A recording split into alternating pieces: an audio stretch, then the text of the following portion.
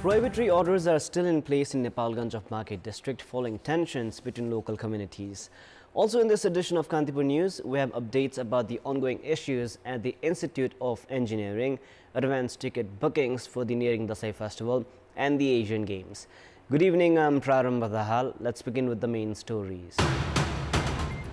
Prestige of the Institute of Engineering at risk because of political intervention and financial crisis. Academic calendar suffering because of dispute related to fee hike. Land provided by the government to professional organizations being abused. Assets to be used for service being abused for commercial purpose.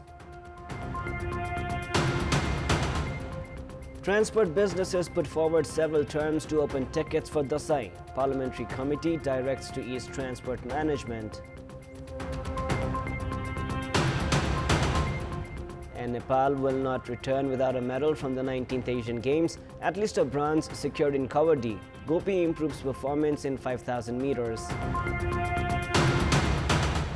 Prestige of the Institute of Engineering of the Tribhuvan University, which once was considered the best for engineering education in South Asia, is now at risk because of political interventions and financial crisis. The recent dispute related to the hike in fee has created turmoil in the institute. Entrance examination of 9,000 students from across the country is uncertain, while the head of departments have furnished their resignations. In such a situation, the government has remained indifferent.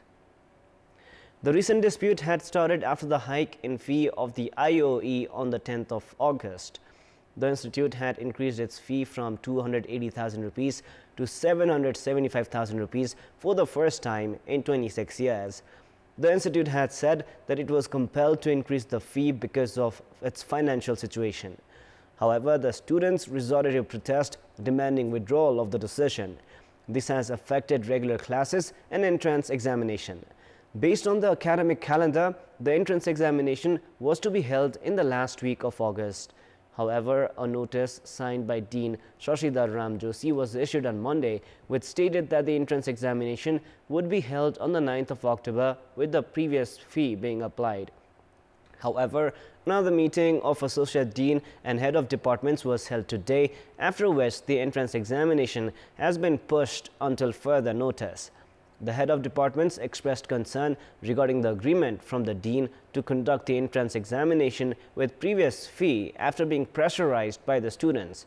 In a sharp contrast, the student entities have claimed that the decision to hold the entrance exam on the 9th of October was reached on the basis of agreement and not pressure.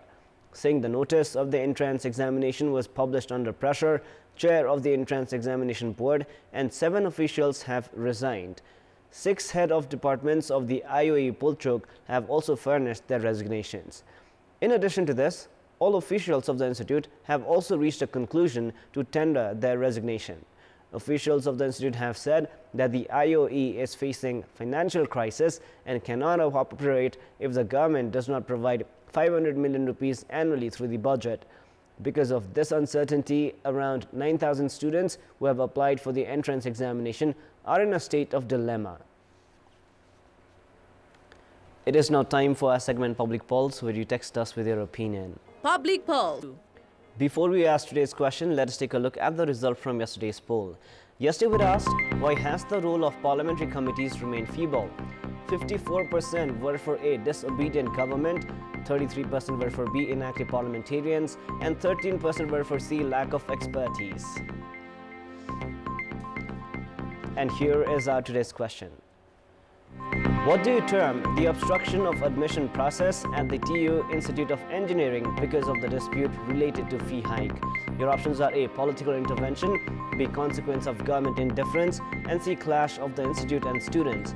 The voting is on. Type NEWS, select your option A, B or C and send it to 34001 to share your opinion with us. The government has provided more than 8,000 rupees of land to different organizations and departments. A decision has already been made for the lease procedure to put an end to the abuse of such land. But such entities have ignored the decision, while the government has failed in initiating efforts for the return of the land. Many entities are generating revenue by erecting commercial buildings on land provided by the government. Experts of governance have termed this trend the helplessness of the government and policy-level corruption. The erstwhile government, led by Baburam Bhattarai, provided 86 ropanis and 4 annas of land to the Jana Maitri Hospital of Balaju, which has the involvement of Maoist leaders 13 years ago. However, the hospital has not initiated the lease procedure for the land, which costs 3 million rupees per anna.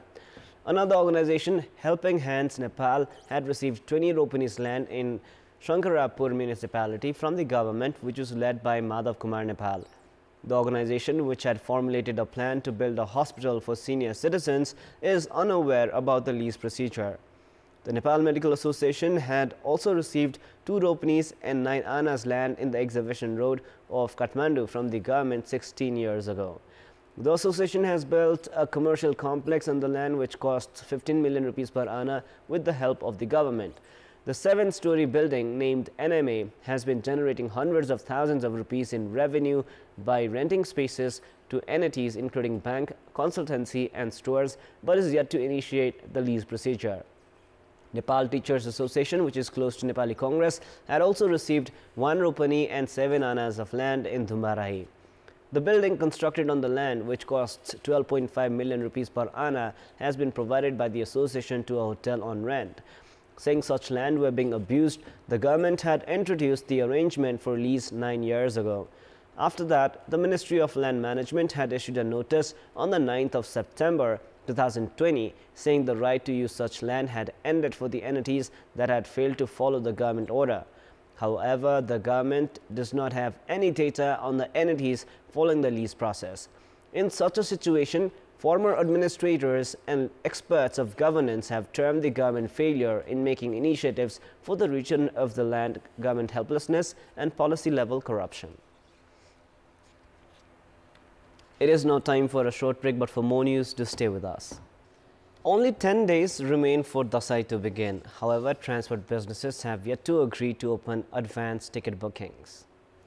Vehicles operating the long routes carrying the largest number of passengers have yet to open their ticket bookings.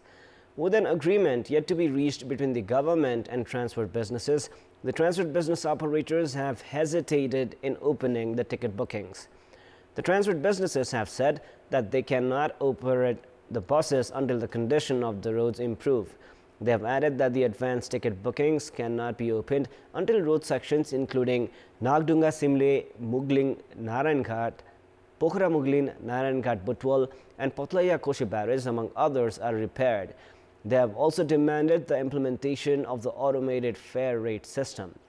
Meanwhile, the government has claimed that the advance ticket booking would resume in the next few days. Around 2 million individuals are expected to leave the Kathmandu Valley this Dasai festival.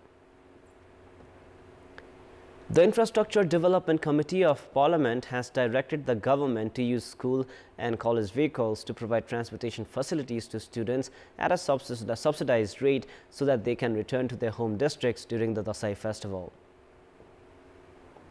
The committee's meeting held today issued the directive saying that more than 2 million people leave for their home districts from Kathmandu during Dasai festival each year, and using school and college vehicles could help in managing the overwhelming number of travelers. The committee has also directed the government to ensure consistent bus fares and avoid overcrowding of vehicles. Likewise, the government has been directed to ensure proper monitoring to ensure that unauthorized vendors do not sell tickets to travelers. The committee has also directed the government to improve the condition of dilapidated roads in order to avoid fatal accidents and also to conduct effective monitoring of the vehicles. In response to the concerns of the committee, Minister for Physical Infrastructure and Transport Management Prakash Jwala said road maintenance works had already kicked off. The trend of deceiving consumers in the name of sale offer has increased during festivities. Targeting the festivals, shops have put up boards reading 20 to 70% discounts. Citing international practice, businesses introduced discount offers. However, the consumers are badly deceived. The government is also aware about the practice of offering 70% discount after hiking the price by 100%. However, the consumers continue to be deceived from this practice. Consumer rights activists have said that the businesses that barely provide 10% discount the other times of the year deceive the consumers during festivities. The Department of Commerce, Supplies and Consumer Protection has failed in monitoring the situation. Instead, the department shies away from the responsibility of simply urging the consumers to remain aware about such offers.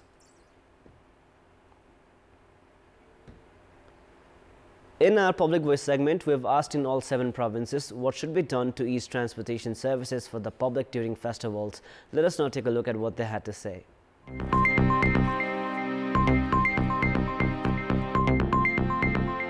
Ticket पनि दोहोरो double सिटहरु हुन सक्छ एकदम ध्यान दिनु होला traffic प्रहरीले ठाउँ-ठाउँमा check जाँच गरिदिँदा यात्रुहरूलाई सहज हुन्छ ड्राइभरहरूले पनि राम्ररी सिट मिलाएर मान्छे मिलाएर केटाहरू छुट्याएर यसरी राखेको राम्रो गाडी कम भयो भने पनि गाडी थपेर उहाँहरूलाई सुरक्षित ठाउँमा जाने व्यवस्था मिलाउनु पर्छ धेरै भिडभाडमा नि हामी पनि जानु सचेत हुनु पर्यो गाडीवालाहरूले रेड लिस्ट हुन्छ नि त्यो देखिन ठाउँमा टाङ्नु पर्यो थप गाडीहरू भ्यानको व्यवस्थाहरु पनि थप हुन पर्यो छतमा मान्छे नआलिकन तपाईको सुरक्षित ठाउँमा मान्छेलाई त्यसरी पुर्याउनु पर्यो चाडबाडको बेला सधैँ पनि भिडभाड हुने भएको हुनाले यसलाई चाहिँ सम्बन्धित यातायातले चाहिँ 1 महिना अगाडि नै टिकट बुकिङ खुल्ला राख्दाखेरि चाहिँ तत्कालै भिडभाडलाई चाहिँ अलिकति कन्ट्रोल गर्न सकिन्छ क्षमता अनुसारको यात्रु राख्नु पर्यो आवश्यक परेमा थप गाडीहरू पनि पठाएर गन्तव्य पुर्याउने व्यवस्था मिलाउनु पर्छ भाडादार एकरूपता ल्याउनु पर्यो ठाउँ-ठाउँमा तपाईको गाडीहरुको लागि सुविधाहरु दिनु पर्यो सीट भन्दा बढी भयो भने दुर्घटना बढी हुन्छ भन्ने कुराहरु पनि यात्रुले पनि त्यो जानकारी जानी राख्नु पर्छ बसको सीट क्षमता कति छ त्यो अनुसार मात्रै यात्रु राख्नु पर्यो